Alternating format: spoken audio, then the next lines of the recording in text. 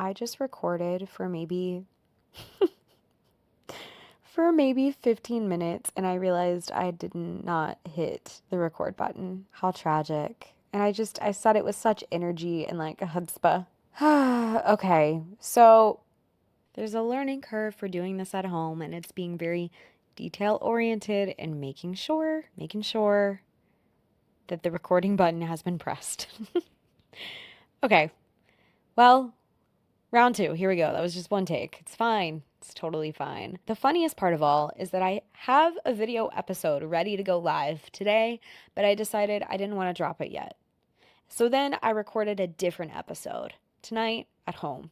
And then I was like, you know what? I don't want to drop that one yet either. And now it's 12:30 in the morning. Midnight, if you will. And I'm doing it again. And then I was almost done and I realized I wasn't recording. So I'm getting a little discouraged, but it's okay. I'm going to keep going. What I wanted to talk about today was a hot girl summer is long gone. It's been over. She's been overdone. Brat summer, whatever it is. It's over. Okay. We've had crash out girl late summer, early autumn. But now we need functioning girl autumn. We need grounded girl autumn. We need get it together girl autumn. We need kind of emotionally stable girl autumn. We need to lock in because it is November 11th. There is pretty much a month and a half left in this entire year. And I don't know about you, but this year has really done a lot to me. And I've survived. I've even thrived at certain points. But this year has come for my throat. And I want to come for this year's throat. Uno reverse, bitch. I am going to take the last month and a half of this year and knock it out of the fucking park. Excuse my French. So I wanted to say classes in session. Welcome to school. Today is syllabus day. We're going through a 5-credit crash course and getting your life together by the end of the year. This is going to be a mini-sode. It's going to be really quick, so bear with me, okay? All right, here we go. Subject number 1, financial fluency 101.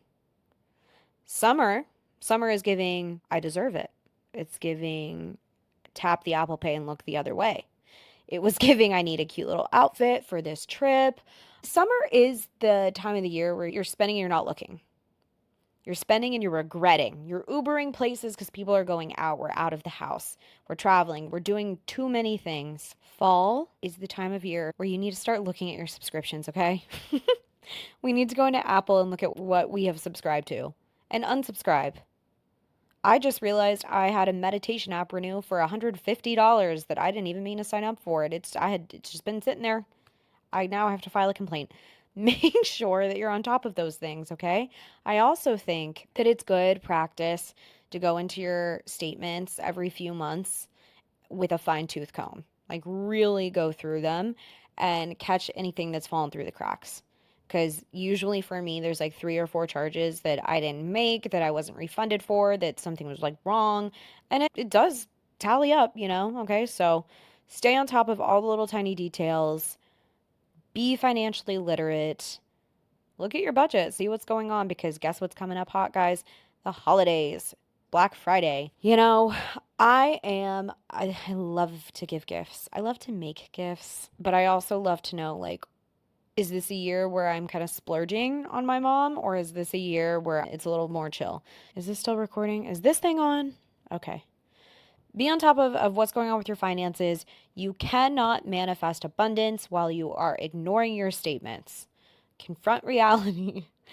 Look at what's going on and plan accordingly. I'm done with that subject. It's everybody's least favorite. No one likes to talk about money, but we do need to be on top of it, okay? Subject number 2, biohacking.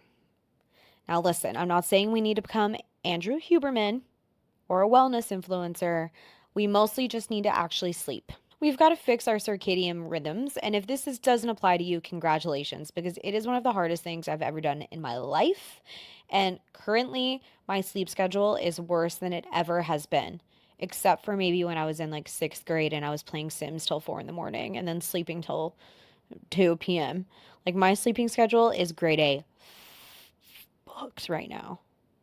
And then daylight savings did not help that at all.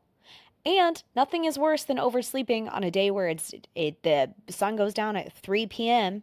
We need to be getting up earlier. We need to be going to bed earlier. And we need to be sleeping for 8 hours. 8 hours. I would give you advice on how to do this, but I have not figured it out. I've done magnesium in my tea every night. I've done lemon balm, valerian root. I've done melatonin. I've even tried prescription sleeping medication. I can't go to sleep.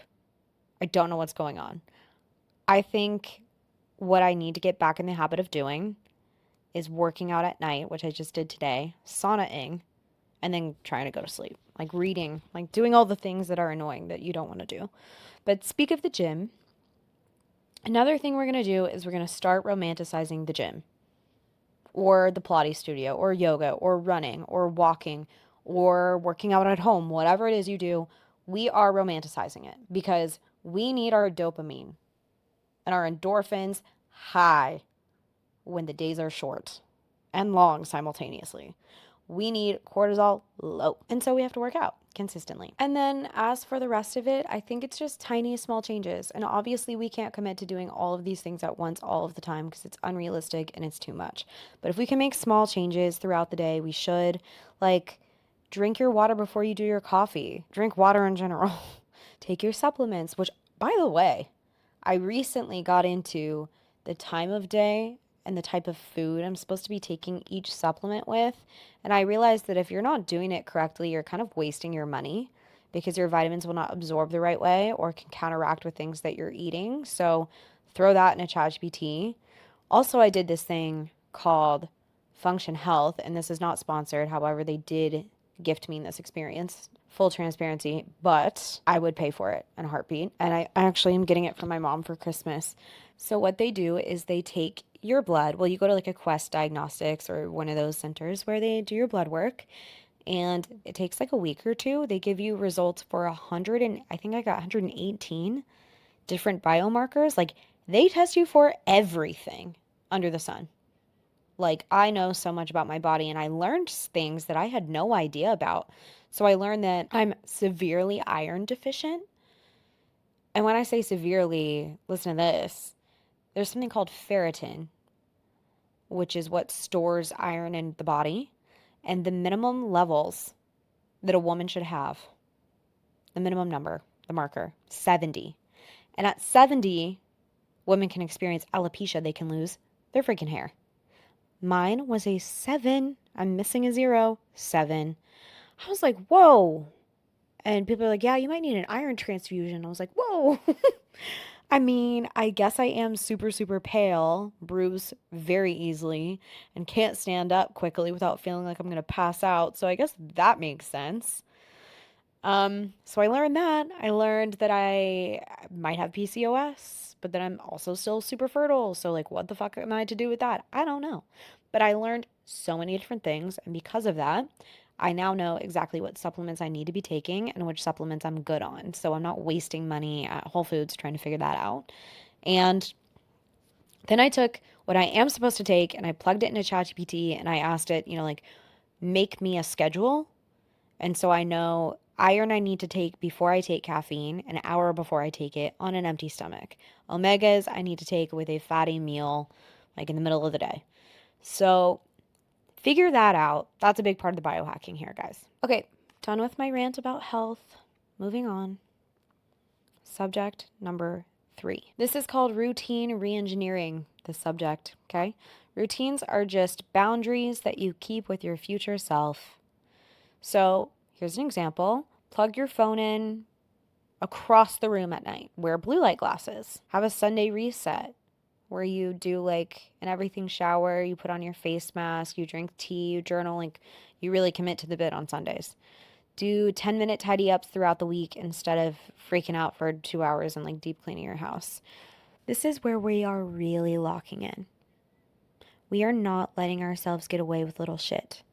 We're disciplining ourselves. We're smacking ourselves on the wrist and we're like, none of this lazy shit in the last month and a half of the year. Okay? Lock in. Let's pick like 3 tiny anchors that we're going to do throughout the day to make this real. Tiny actions. Okay? So like going for a 10-minute walk in the morning when you first wake up before scrolling on your phone. That sounds like a crazy challenge to me. I am addicted to immediately looking at my phone, diving into my emails, checking my notifications, doing the works. Terrible for the brain. Awful for the brain. So I'm going to try to implement that. And while I do it, I'm going to drink water and take my iron pill. Make sure we're eating more than just iced coffee, okay? We gotta be nourishing ourselves. And then maybe at like 7 p.m. This is like more of a chill fun one, but it's low lights only. If you're an overhead household, I have a problem with you. It is low lights only. It's candles lit. Go get a special little fall candle from TJ Maxx or Le Labo or whatever floats your boat and light that shit.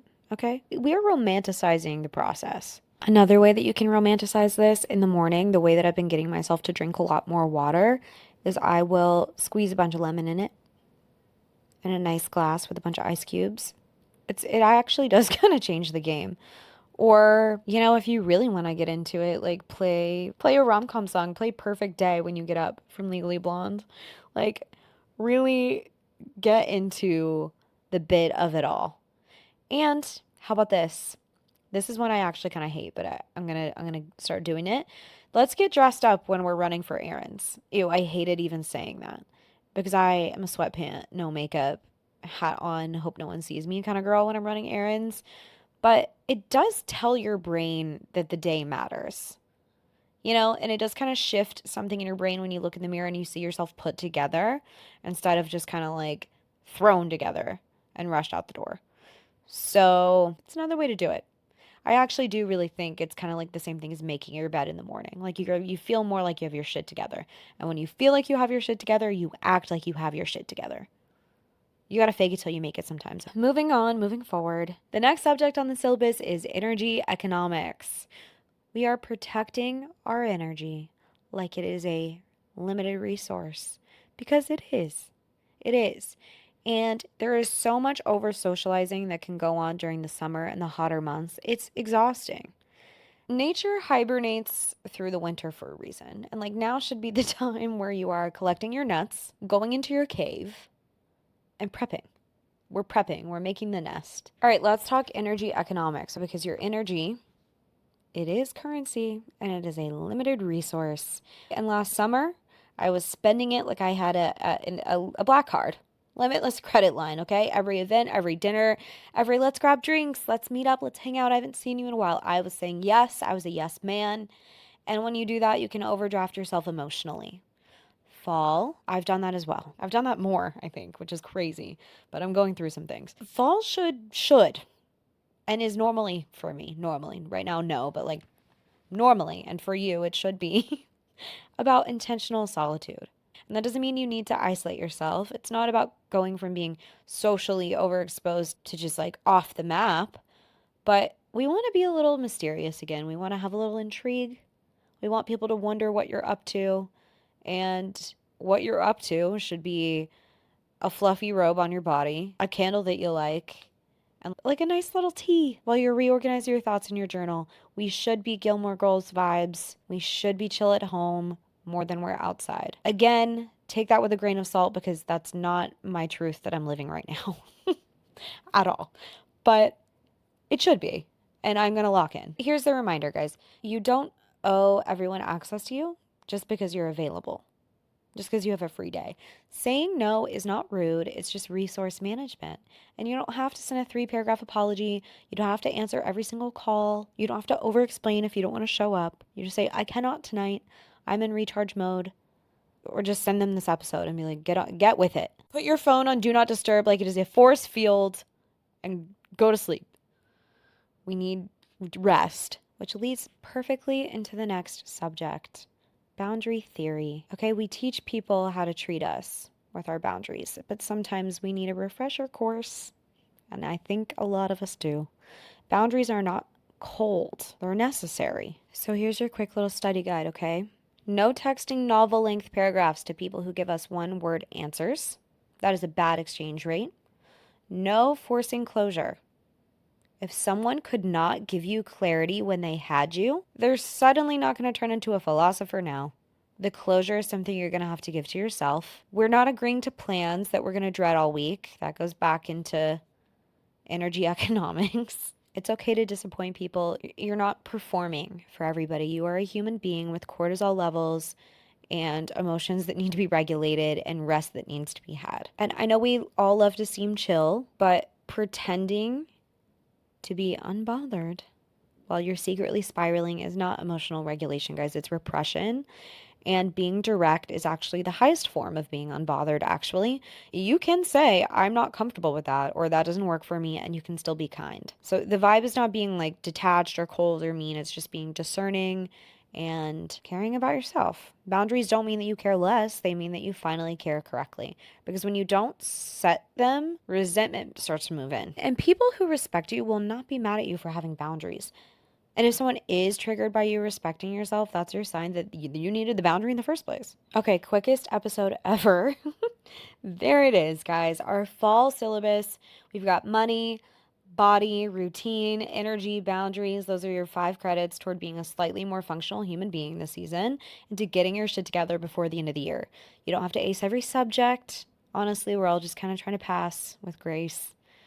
So, your homework, and I expect it to be turned in by next week, is to audit your subscriptions financially, emotionally, energetically, anything that is charging you monthly and not adding value. To do one thing tomorrow that your future self is going to thank you for. And no, it doesn't have to be a 6 a.m. workout. It can literally just be washing your sheets or answering the email that's been in your inbox for 2 months that will take you 3 minutes to write. Okay. And romanticize being boring. It's hot. Being well rested and emotionally regulated is sexy. Sexy girl autumn. And that's it. Okay? Nothing dramatic, nothing crazy. Just a nice little lock in. Extra credit if you guys DM me or share your like reset rituals. Join the freaking group chat if you're not in it on Instagram because I'm talking to you guys there. And I did a little pulse check, checked in, see how we were all doing. A lot of us are in the trenches. Let's get out of the trenches. Got to pull ourselves out of the trenches, Autumn. Like we've got to get it together, Autumn. Get it together, girl. I hope this little pep talk helped. It was mostly for me. This pep talk was to myself. Okay, well, I will see you guys next week with a normal long episode that will have video. And then I'll probably do some more of these because I like them. I think they're fun, they're cute, they're flirty. Sorry there's no video. I just kind of wanted to give this a go because I really liked doing it. And yeah, love you.